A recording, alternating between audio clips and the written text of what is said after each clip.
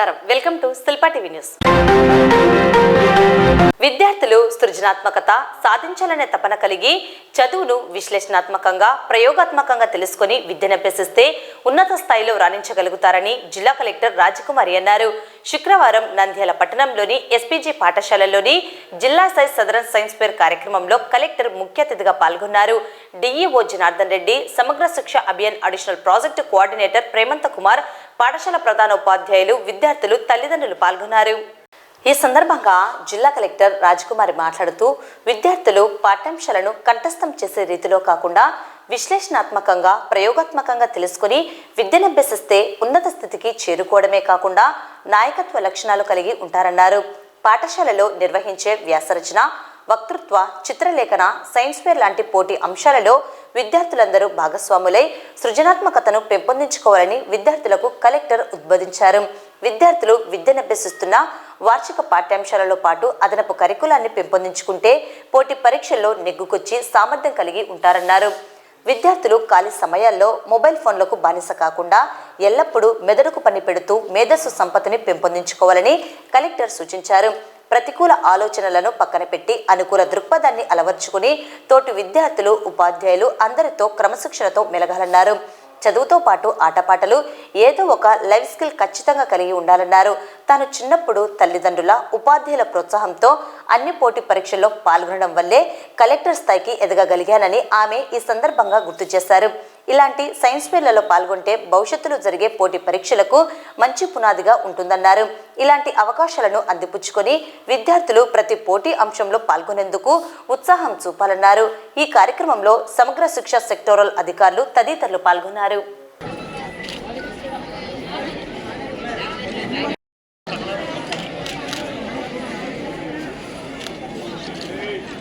చాలా సంతోషం. మిమ్మల్ని అందరినీ చూస్తుంటే చాలా ముచ్చటేస్తుంది.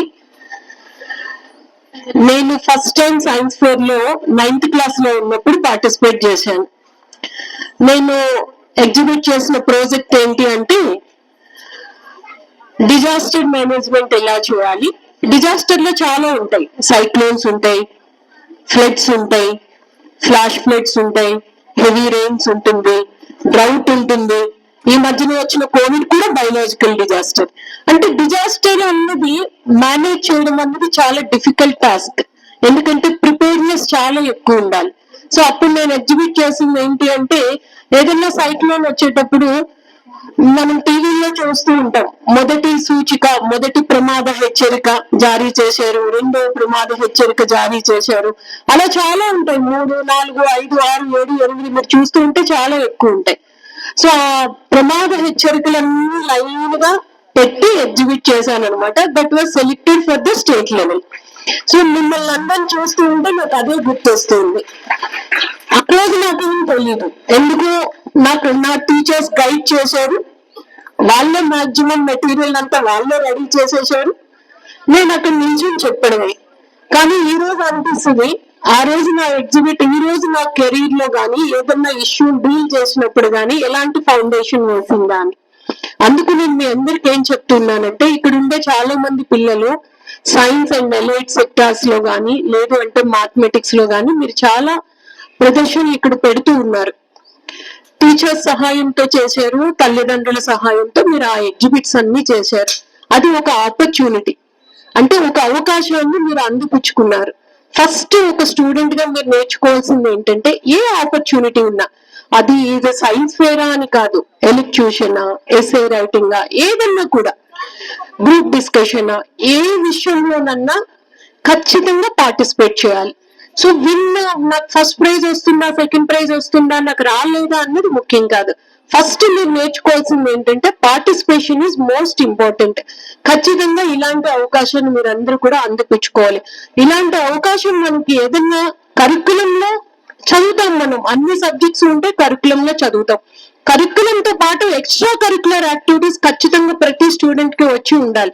మీరు కెరీర్ ముందు వెళ్తున్నప్పటికీ, నెక్స్ట్ ఇంటర్మీడియట్ కి వెళ్తున్నప్పటికీ, డిగ్రీ, పీజీ, ఇప్పుడు డిఓ గారు, ఏపీసీ గారు మాట్లాడుతూ శాస్త్రవేత్తలుగా ఎదగాలి అని చెప్పారు. పీజీ పోస్ట్ గ్రాడ్యుయేషన్ తర్వాత పిహెచ్డి చేయాలి, పిహెచ్డి తర్వాత పోస్ట్ డాక్టరల్ ఫెలోషిప్స్ ఉన్నాయి.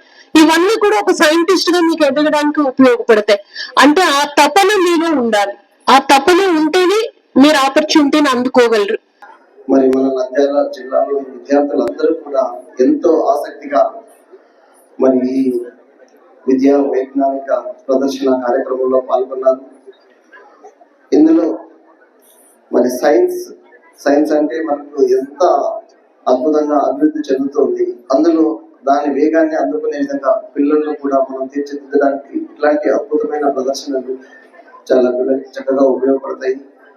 మరి ముఖ్యంగా ఉపాధ్యాయులకు, ఈ విద్యార్థులకు మనం ఏ ఐటమ్ తయారు చేసినా అది ఎంత అద్భుతంగా ఉన్నది అన్నది ఆలోచన కాకుండా అందులో పిల్లలందరినీ కూడా పార్టిసిపేట్ చేసి పిల్లల్లో ఉన్న అద్భుతమైన నైపుణ్యాలను వెలికి తీయడానికి ఇట్లాంటి కార్యక్రమాలు చాలా చక్కగా ఉపయోగపడతాయి.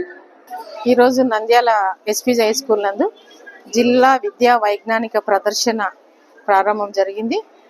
ఇది డిఓ సార్ గారి యొక్క ఆధ్వర్యంలో ఈ జిల్లా విద్యా వైజ్ఞానిక ప్రదర్శన ఏర్పాటు చేయడం జరిగింది. దీనికి మన జిల్లా కలెక్టర్ గారు ప్రారంభోత్సవం చేసి విద్యార్థులు ప్రదర్శించినటువంటి ప్రదర్శనలను తిలకించడం జరిగింది.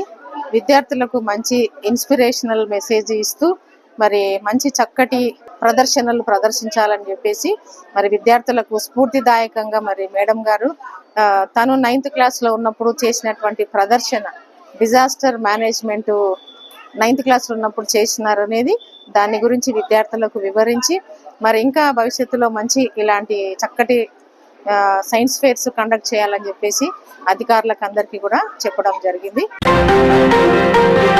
స్థానిక నంద్యాల 10వ వార్డు నందు కమిషనర్ నిరంజన్ రెడ్డి మరియు మున్సిపల్ సిబ్బంది కౌన్సిలర్ అబ్దుల్ మజీద్ తో కలిసి వార్డులో పర్యటించడం జరిగింది. ఈ సందర్భంగా కౌన్సిలర్ కమిషనర్ దృష్టికి పలు సమస్యలను తీసుకుని వెళ్లడం జరిగింది.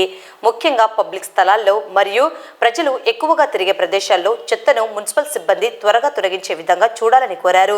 దీర్ఘకాలికంగా ఉన్న పెద్ద కాలువ సమస్యను పరిష్కరించాలని కోరారు. కమిషనర్ సంబంధిత సిబ్బందిని పిలిచి సమస్య పరిష్కారానికి చర్యలు తీసుకోవాల్సిందిగా ఆదేశించారు.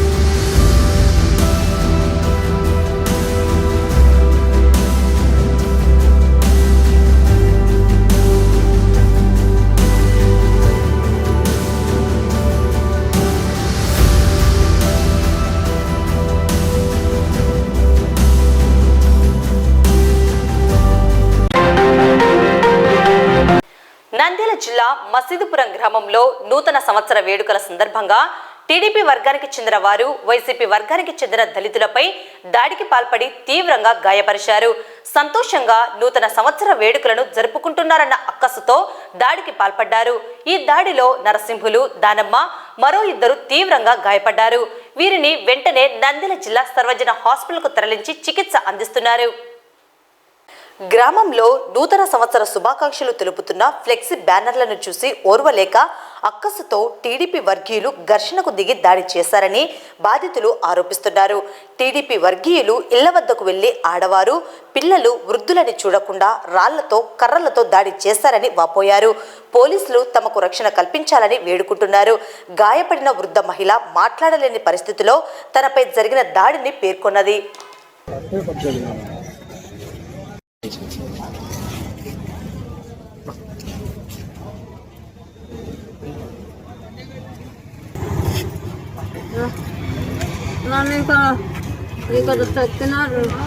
ఇక్కడ తొక్కినారు రెడ్డి కాళ్ళతో తొక్కినారు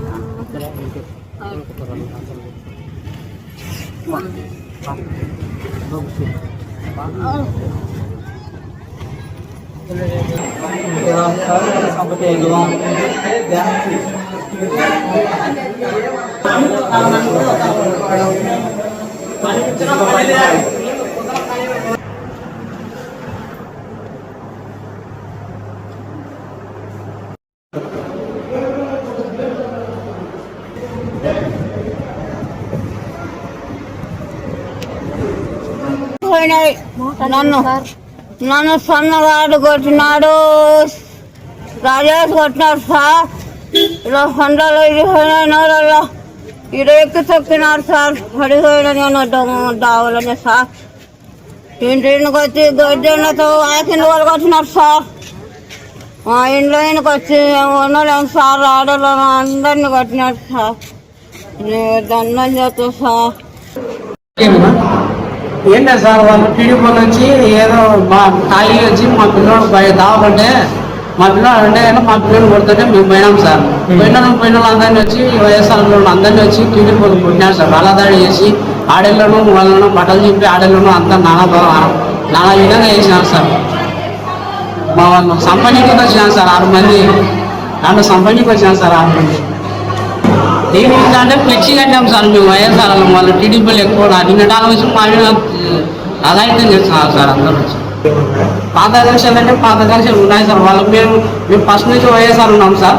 వాళ్ళు మధ్యాహ్నం జంప్ అయినాయి వాళ్ళు మా మీద లక్ష్యాలు ఆడుతున్నాం సార్. సార్ నా పేరు చేసాను సార్. ఎవరు మసీదు సార్. అంతా ఇంకా రాజకీయమే సార్. అంతా టీడీపీలే సార్. వాళ్ళంతా టీడీపీలు మాకు మా రెడ్డి నేను ఒక రోజు క్రితం అంటే సచ్చు సార్ అడిచినారు సార్. ఎవరు అడుగుతారు మా పిల్లలు అడుగుతారని ముందు వచ్చినాం సార్. ఆ వద్దులు అందరూ తావిచ్చినారు సార్. విడిపించారు. మధ్యలో 2-3 మనుషులు ఉన్నారు. విడిపించారు కూడా ఉరికిచ్చినారు సార్. వాళ్ళు రాలేదు ఏమన్నా మేము విడిపించాలా మమ్మల్ని కొట్టాలని వాళ్ళు రాజేశ్వర వచ్చి పటాన్ని కొట్టినారు సార్. గుద్దినారంటే పెట్టుకోవడం గుర్తు వరే మేము మాట్లాడితే కొడతారు గాజు నా కొడుకుని తిరుగుతుంటే ఇంకో రాళ్ళు తీసుకొని వచ్చినారు సార్. రాళ్ళు చేసినారు. మొన్న మర్దంలో గైమి దానమని కొడుతున్నారు. ఆమె ఇంటికి పోయేదాకా పక్కన రాయి వేసి కొట్టుతారు కానీ జగన్ సార్. ఫిబ్రవరి 23వ తేదీ కర్నూలు ఎస్టీబీసీ కాలేజీ ఆవరణంలో జరగనున్న మాల మహానాడు రాయలసీమ యుద్ధ గర్జన సభను విజయవంతం చేయాలని మాల మహానాడు రాష్ట్ర నాయకులు పిలుపునిచ్చారు.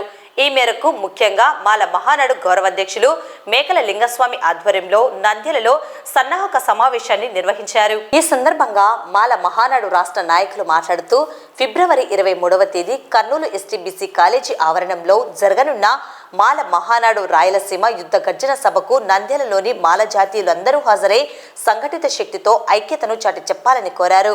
కార్యక్రమంలో రాష్ట్ర నాయకులు ఈటే ఓబ్లెస్, మేధావి వెంకటేశ్వర్లు, మాల మహానాడు వ్యవస్థాపక అధ్యక్షులు ఒకరైన మాధవస్వామి, మాల మహానాడు రాష్ట్ర నాయకులు కడియం సాంబశివుడు, బెల్లం రాజకుమార్, రాష్ట్ర ప్రధాన కార్యదర్శి గుర్రము లక్ష్మి, రాష్ట్ర మహిళా కార్యదర్శి రోజమ్మ, దళిత మహాసేన మహిళా రాష్ట్ర అధ్యక్షులు, ప్రముఖ న్యాయవాదులు దండు పుల్లన్న, గొడుగు రవికుమార్, చింతలయ్య, చిన్న లింగమయ్య తదితరులు పాల్గొన్నారు. ఈరోజు ఇక్కడ ఏర్పరిచినటువంటి ఈ సమావేశము రాయలసీమ మాలల సింహగర్జన అన్నటువంటి నినాదంతో ఏర్పాటు చేయడం జరిగింది. ఈ యొక్క సమావేశానికి మాల మహానాడు నాయకులంతా ఇక్కడ సమావేశం కావడం జరిగింది. ఈ యొక్క రాయలసీమ మాలల సింహగర్జన యొక్క ప్రధాన ఉద్దేశం ఏమిటయ్యా అంటే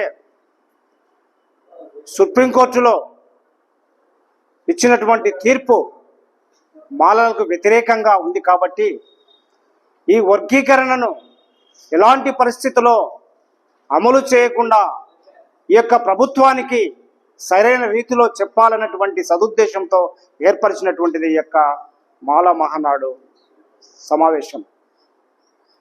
మీకందరికీ తెలిసినటువంటిదే సుప్రీంకోర్టు తీర్పులో ఈ వర్గీకరణ అంశాన్ని మాలలకు తీరని ద్రోహముగా చేసేటువంటిది ఉంది. మరి ముఖ్యంగా సుప్రీంకోర్టు ప్రధాన న్యాయమూర్తులైతేనేమి ఈ రాజ్యాంగాన్ని అవపోసన పట్టినటువంటి న్యాయమూర్తులు ఉన్నప్పటికీ దాన్ని సరైనటువంటి రీతిలో అర్థము చేసుకోకపోగా ఈ యొక్క వర్గీకరణ అంశాన్ని రాజ్యాంగబద్ధంగా ఏర్పరచలేనటువంటిది ఈ యొక్క ప్రబల సత్యం. ఇది అందరికీ తెలిసినటువంటిదే. కాబట్టి దేశ యావత్తు ఎవరైతే అంటరాని వారు ఉన్నారో, అస్పృశ్యులు ఉన్నారో వాళ్ళకి ఈ యొక్క రిజర్వేషన్ ఫలాలు వర్తించాలనేటువంటి ప్రధానమైనటువంటి సదుద్దేశంతో డాక్టర్ బిఆర్ అంబేద్కర్ గారు మహోన్నతులు ఏర్పరిచినటువంటిదే ఈ యొక్క రిజర్వేషన్ ఫలాలు.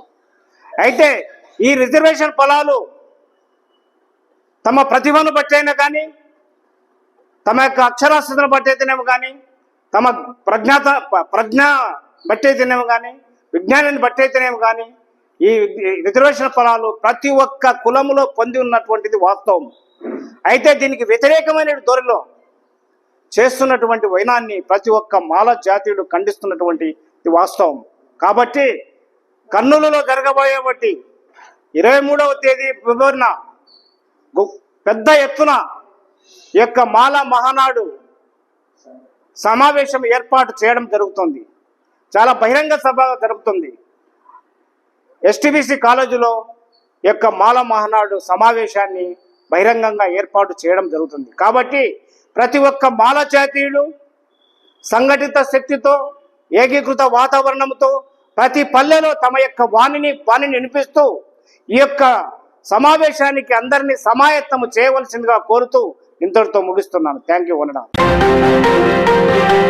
Nandyal municipality distribution, water works, pump హౌస్లు and filter beds, street lighting మరియు ఇతర విభాగములలో పనిచేస్తున్న కాంట్రాక్టు, అవుట్సోర్సింగ్ కార్మికుల సమస్యల పరిష్కారం కొరకు మున్సిపల్ ఆఫీస్ వద్ద ధర్నా కార్యక్రమం నిర్వహించి సమస్యలతో కూడిన వినతి పత్రము మున్సిపల్ అధికారులకు ఇవ్వడం జరిగింది.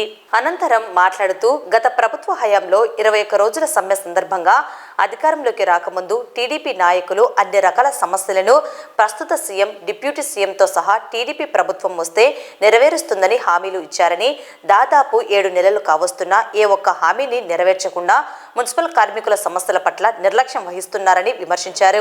ముఖ్యంగా కనీస వేతనం 26,000 అమలు చేయాలని, ఉద్యోగ భద్రత కల్పించాలని, కాంట్రాక్టు కార్మికులు అందరినీ రెగ్యులర్ చేయాలని, ప్రభుత్వ సంక్షేమ పథకాలను వర్తింపచేయాలని, శానిటేషన్ కార్మికులతో సమానమైన వేతనాలు అందరికీ అమలు చేయాలని డిమాండ్ చేశారు. ఈ కార్యక్రమంలో మున్సిపల్ వర్కర్స్ యూనియన్ గౌరవ అధ్యక్షులు మహమ్మద్ గౌస్, జిల్లా ఉపాధ్యక్షులు తోటబద్దులు, పట్టణ అధ్యక్షులు లక్ష్మణ్, జిల్లా కార్యదర్శి వెంకటలింగం, మున్సిపల్ వర్కర్స్ యూనియన్ అధ్యక్షులు కృష్ణయ్య, నాయకులు రామకృష్ణ, ఆదాము, రామాంజనేయులు, బసవయ్య, మురళి, బాలదుర్గన్న వీరితో పాటు మున్సిపల్ కాంట్రాక్టు కార్మికులు 100 మందికి పైగా పాల్గొనడం జరిగింది.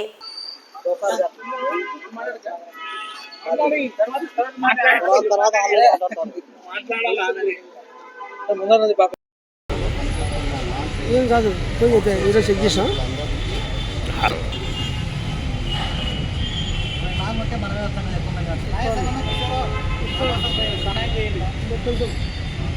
సంబంధించిన కార్మికులను, వీళ్ళకి సంబంధించిన డిమాండ్లను ఉన్నతాధికారులకు పంపిస్తూ వీటిపై తగిన చర్యలు తీసుకోవాలని మేము కోరుకుంటూ లేఖ పంపిస్తాము.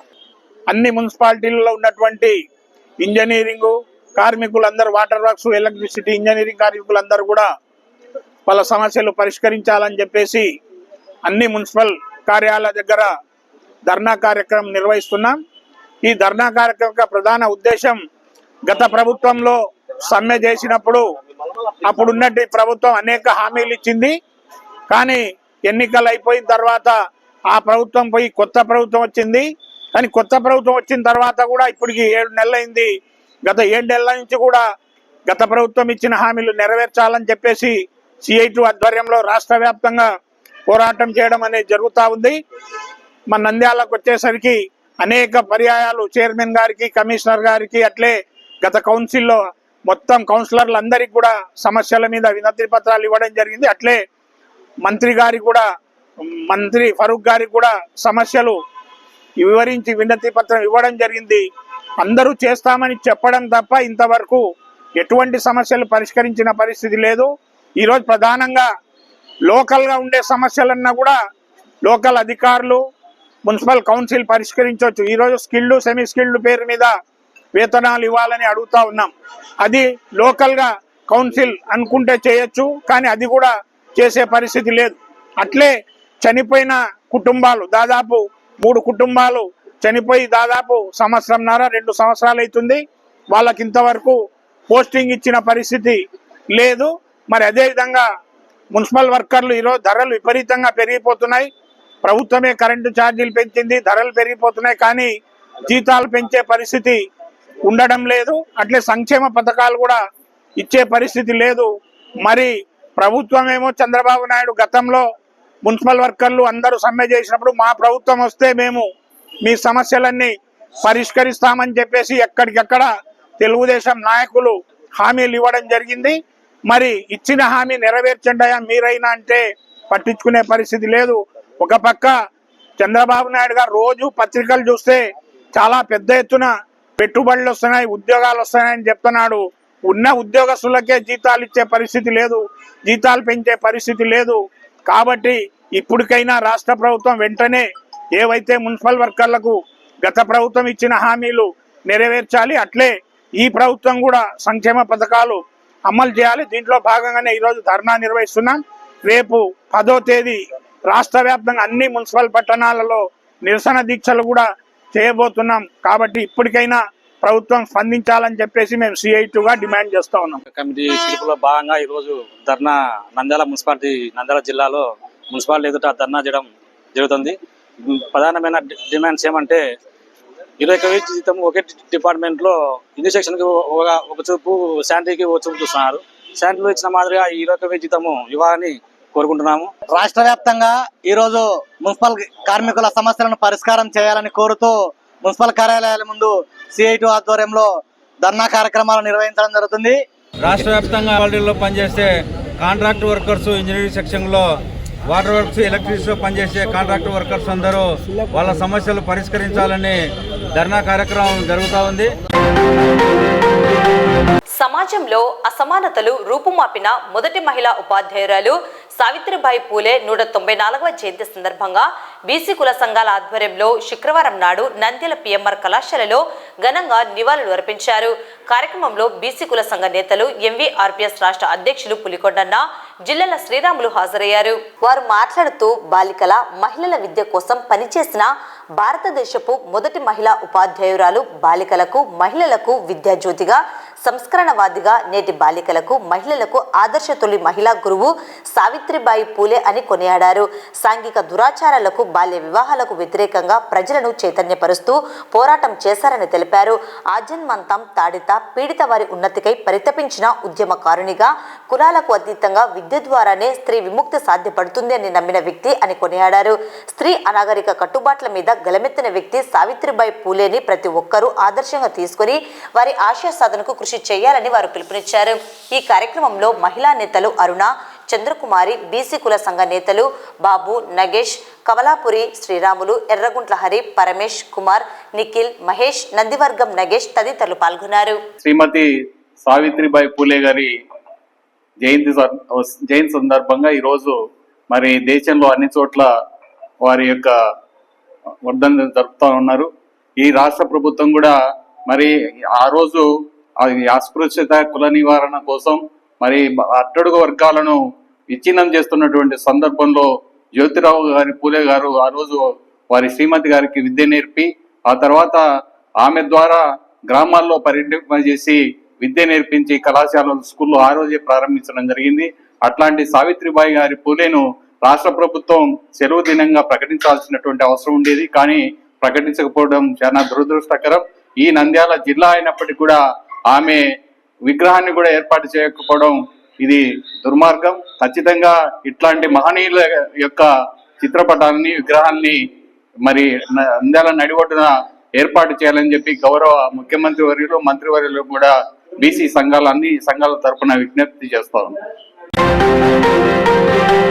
నంద్యాల పట్టణంలోని 42వ వార్డు పరిధిలో పేద, బడుగు, బలహీన వర్గాల మహిళల కోసం ప్రభుత్వం మరుగుదొడ్ల నిర్మాణాన్ని చేపట్టింది. మహిళలకు ఏర్పాటు చేసిన మరుగుదొడ్లను తొలగించి ఆ ప్రాంతంలో హమాలీలకు సంబంధించిన కార్యాలయాన్ని నిర్మిస్తున్నారన్న సమాచారంతో స్థానిక మహిళలు పెద్ద ఎత్తున సామూహిక మరుగుదొడ్ల వద్దకు చేరుకుని వాటిని తొలగించవద్దని, తొలగిస్తే తాము తీవ్ర ఇబ్బందులను ఎదుర్కోవాల్సి వస్తుందని ఆవేదన వ్యక్తం చేశారు. స్థానిక మహిళలు మాట్లాడుతూ నిరుపేదలైన తమకు నివసించడానికి సరైన ఇల్లు లేవని, మరుగుదొడ్లను నిర్మించేందుకు కనీస స్థలము లేక గత ఎన్నో సంవత్సరాల నుండి స్థానికంగా ఉన్న మహిళలకు ఏర్పాటు చేసిన మరుగుదొడ్లలోనే ఎటువంటి సౌకర్యాలు లేని పరిస్థితిలో కూడా వాటిని వినియోగిస్తున్నామని తెలిపారు. హమాలీలకు కార్యాలయ నిర్మాణం చేపట్టాలని, ప్రస్తుతము ఇక్కడ ఉన్న మహిళల సామూహిక మరుగుదొడ్లను తొలగించేందుకు అధికారులు చర్యలు తీసుకుంటున్నారని తెలియజేశారు. ఈ సామూహిక మరుగుదొడ్లను తొలగిస్తే తాము మరుగుదొడ్డికి వెళ్లడానికి ఎక్కడ స్థలాలు లేవని, మహిళలు మరుగుదొడ్లను తొలగించవద్దని స్థానిక ఎమ్మెల్యే మంత్రి ఫరూక్ ను వేడుకుంటున్నారు. గారికి నమస్కారం. మాది లేబర్పేట, ఇరుకు ఇల్లు, ఒక్కొక్క ఇంట్లో 5-6 మంది ఆడపిల్లలు ఉంటారు. ఇది ఇప్పుడు ఈ దొడ్డే ఉండే దొడ్డే భయంకరంగా ఉంది. ఏ ప్రభుత్వం వచ్చినా కోలాలు లేవు, కరెంటులు లేవు, అన్ని ఇబ్బందికరంగానే చేస్తున్నారు. లాస్ట్ ఇప్పుడు పడగొట్టుకు వస్తున్నారు. ఎంతవరకు న్యాయం చేస్తారో తల్లి పార్కు మాకు మా పరిస్థితి కూడా తెలుసు. మా పేటది లేబర్ జనం అని లేచిన అంటే ఎవరి కొద్ది వాళ్ళు పొద్దున్న లేచి పనులకు పోతారు. మేము కాయలు కూడా ఉండేలాం ఈ దొడ్డి కాడ. ఒక్కొక్క ఇంట్లో 5-6 మంది ఆడపిల్లలు ఉన్నారు. ఇప్పుడే తాగుతులు వచ్చి దొడ్డులో పడుతున్నారు. దాని తర్వాత మళ్ళీ ఇట్లా చేస్తున్నారు. ఆ తండ్రి మాకు ఏ న్యాయం చేస్తారో చేయాలి ఎమ్మెల్యే గారు పార్కు. మాకు ఫస్ట్ లో ఇల్లు కూడా లేవు. కాదరబాదర నరసింహారావు సారు పద్మావతి ఆ తల్లి దయచేసిన పుణ్యాన ఇల్లు కట్టుకున్నాం. ఈ దొడ్డు కూడా వాళ్ళే ఇచ్చినది. ఎన్నేళ్ల నుంచో జరిగేదానికి ఇప్పుడు ఆటంకాలు పెట్టి ఇట్లా చేస్తే ఎట్లా? మా ఒక్కొక్కరు ఒక్కొక్క ఉల్లిగడ్డ లెక్క వస్తున్నారు. మేము ఏడవ కూర్చోలే, రోడ్డు మీద కూర్చోవాలనా? ఆడవాళ్ళు మగవాళ్ళు చూసుకుంటా పోనీకి మేము రోడ్డు మీద కూర్చోలేమో చెప్పండి. దయచేసి మా ఆడవాళ్ళ బాధలు గ్రహించి మాకు న్యాయం చేయమని కోరుతున్నా. ఒక్కొక్కసారి ఒకటి బంద్ చేస్తున్నారు, కుళాయిలు వెరకపోతున్నారు, కరెంటు లేకుండా చేస్తున్నారు, నీళ్లు రాకున్నాయి, ఏమలే రాకున్నాయి అనుకుంటే ఇప్పుడు కొక్కులింగ పెట్టి దొడ్డి వరదంగానికి ప్రయత్నం చేస్తున్నారు. మాకు ఇళ్లలో 3-4 ఆడపిల్లలు ఉన్నారు. మాకుండేది ఒక ఇళ్ల స్థలము. ఇళ్ల స్థలంలో కొడుకులు కోడళ్ళు అందరం ఉంటాము. పాయసాన్ని కట్టుకోనికే స్థలాలు లేవు. దయచేసి దొడ్ల తోలికి ఎవరు రాకూడదు. ఇక్కడ దొడ్లు అన్నా కట్టిస్తే మేమన్నా బాగుంటాం. కానీ ఇది పడగొట్టి ఇంకా ఆఫీసు కడితే మేము ఎక్కడ పోవాలా? మేమేం రోడ్ల మీద కూర్చుంటే అందరు దావపోయే దొడ్లు చూస్తుంటారు మమ్మల్ని. మొగోళ్ళు అంటే ఏటికెళ్ళే పోయి కూర్చుంటారు. మేము ఎక్కడ కూర్చోాలా? మీరే చూపెట్టాలి. అందువాలంటే ఇదంతా స్థలం ఉంది, ఇంకా దొడ్లు కట్టేయాలి. అందువాలంటే మా ఊళ్ళల్లో బతుకుతారు. కానీ అదంతా ఏంది? మీరు ఇదంతా పడగొట్టి ఇంకా మా దొడ్ల మీద అన్నారు. ఆ కరెంట్ ఉండకూడదు, అది బాగా లేకపోతే ఎవరు రారని వాళ్ళు అట్లా ప్లాన్ చేసుకొని అట్లా అది దొడ్డి ఒకసారి చూపెట్టుకో. వాళ్ళ కట్టనన్న తెలుస్తుందేమో. ఆడలు పోకుండా ఎక్కడ పోయి కూర్చోాలా? మోటార్ లేదు, కరెంటు లేదు. ఒక్కొక్కటి అట్లా పెళ్లి చేసుకుంటూ వచ్చి అట్లా మంది జనాలు ఉన్నారు కదా, వీళ్ళల్లో ఆడ కూర్చుంటారు. మాకు దొడ్డి కాడ ఆఫీసు కట్టకూడదు. మాది ఫస్ట్ నుంచి మేము బీదోళ్ళము, ఈ దొడ్డికే వచ్చేది. మాకు ఇళ్ళలో లేవు నాన్న. ఉండడానికే స్థలం ఇంత ఉంది. 2 కుటుంబాలు ఉన్నాయి. మా దొడ్లు కట్టుకుని ఉంటే ఒక కుటుంబం కాల్ చేయాలి. మేము దయచేసి దీని గురించి ఆలోచించము కాక మనం. కానీ ఈడ ఆఫీసు పనికిరాదు నాన్న. ఇది ఆడోళ్ళ దొడ్డి, ఇది బీద వాళ్ళది నాన్న. ఎన్నేళ్ల నుంచో జరుగుతుంది ఈ దొడ్డి. ఈ వార్తలు ఇంతటితో సమాప్తం. నమస్కారం.